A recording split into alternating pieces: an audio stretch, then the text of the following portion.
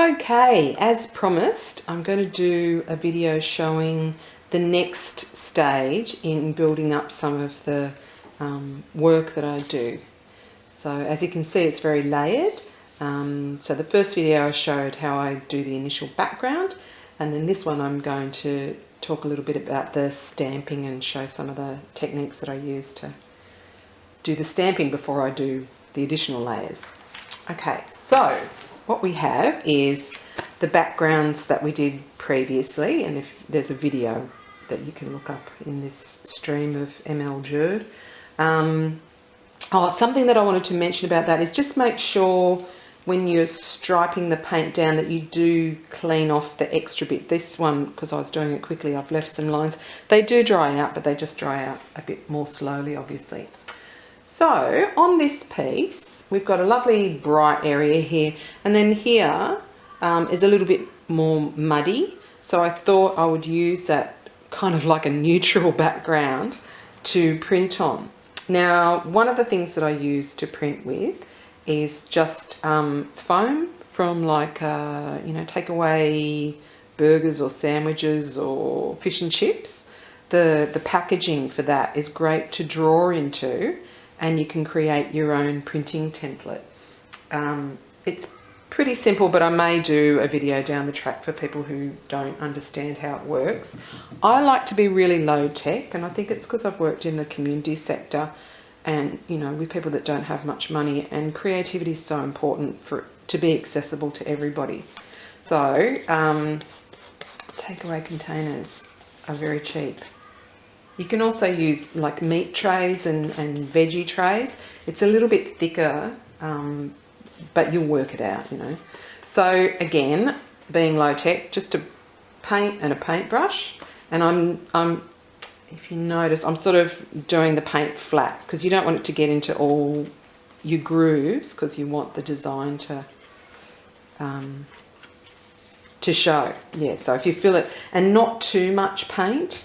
So flat across, because otherwise you'll have so much paint that it'll fill your design and you won't get the print that you want.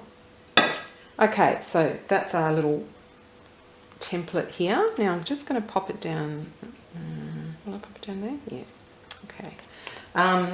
You want to hold it in place. I've got a snazzy little roller, but you can also use just like a pastry roller. And I've even seen like professional printers use like the back of a spoon or that sort of thing when they're doing like small prints that they want really even coverage. So you just roll it a little bit. I'm not super precious, about how it's all going to turn out. And ta-da! So that's your first print, which I'm quite fond of. But I also quite like doing additional ones without adding any paint. And I'll just show you how that looks. So this is our second print off the same piece. Because I'm talking, it's gone a little bit dry. But you can see the ghost of an image, and that can be really effective too in your backgrounds, like on this piece. That's what I've done in the background here. And it just adds another subtle layer. Okay, so that's one idea. And, you're limited by your own ideas. I've got some other ones here that I've done just a little piece that I've used so many times it's starting to fall apart. This one, and the pieces themselves, when they get the different paints in them, start to look like a piece of artwork, I think. So yeah, just draw what you like, what you know, what your style is, and they're really easy to wash under the tap, and because they're that foamy stuff, paint comes off really easily. Now the other thing that I like to do, I'm just going to stick with the one colour paint, but obviously you can do any colour paint you like. This I've made, block of wood I had left over from the deck to my studio, and $2 shop has this, you get like pieces of foam, they're about that big for crafting, I think they call it, $2.50 or something for a pack. And I've just cut a spiral out, stuck it onto the block, and same deal, not too much paint. That's the thing that people tend to do, they put on too much paint. So, and just working with your brush a bit flat.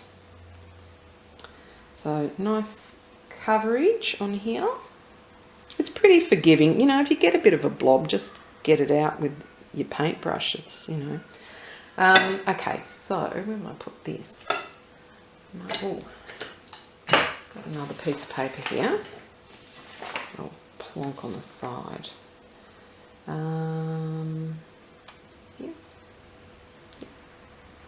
I'll do a little row of these. So yeah, just pressing down with this, and then, ta-da! Very snazzy.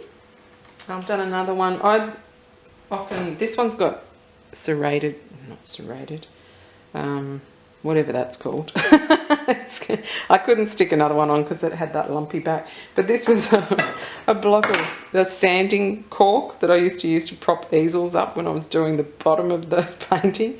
And I've done things on both sides of that. So you can, if you've got two flat surfaces, and again, this is just the little foam pieces, and I've cut, you know, a design out. Hang on, I'll just pop a bit of paint on this.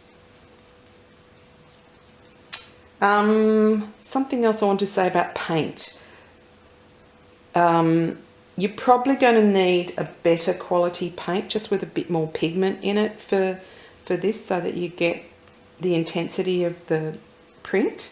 And just be careful, like mostly it doesn't matter getting paint on you, but if any of your paints are cadmium colours, the cadmium's actually poisonous. So reds, there's cadmium reds and there's cadmium, I can't say it, yellow. Yeah, don't get those on your hands. So yeah, you see, snazzo. Such a dag. Yeah, so that gives you an idea, and you know, place them where you like. Sometimes I do them randomly around the page, because understanding that more will go on top of this. So this is not your feature, doesn't need to be perfect. If you like the really, you know, the much clearer, and you can go even clearer than that, you know, be a bit more, put a bit more paint on, take a bit more time making sure that the whole template has been pressed down. Don't leave it too long, because it will attach itself to the paper if you start to let it dry. Take it off and you'll get a really bold image, or the ghosting with a second or third print is really nice too. So that's about it. Hopefully you've got some good ideas from all of that. If you like what you've seen, please follow me and subscribe. There'll be more videos that I'll be doing, building up, just, you know, showing how I get these sorts of pages that I create. And if you like my artwork, you can also have a look at my website, www.mljerd.com. See some of my paintings, and I've got a blog and things like that. So, and give me some feedback. I'd love to hear what you think, if it's helpful, if there's something else that you'd like to know that I haven't included. That's always good. Positive feedback, constructive criticism. Be nice. Have a great day, and I will see you again in YouTube world. Bye.